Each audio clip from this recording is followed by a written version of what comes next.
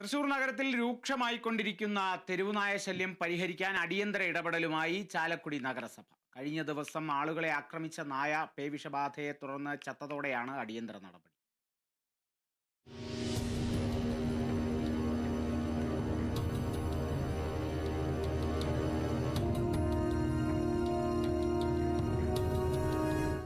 കഴിഞ്ഞ ദിവസം ചാലക്കുടി മാർക്കറ്റിലും പരിസരത്തും നിരവധി ആളുകളെ ആക്രമിച്ച തെരുവുനായ ചത്തിരുന്നു. നായയുടെ പോസ്റ്റ്മോർട്ടത്തിൽ ഇതിന് പേവിഷബാധയുണ്ടെന്ന് വ്യക്തമായതിനെ തുടർന്നാണ് നഗരസഭയുടെ അടിയന്തര നടപടി. നഗരസഭ ചുമതലപ്പെടുത്തിയ ഡോഗ് സ്ക്വാഡ് 30ഓളം തെരുവുനായകളെ പിടികൂടി സംരക്ഷണ കേന്ദ്രത്തിലേക്ക് മാറ്റി.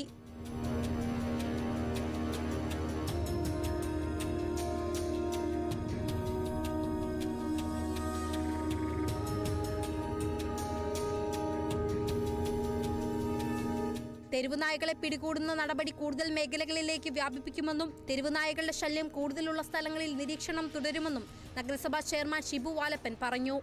Kerala vision news, Thrissur.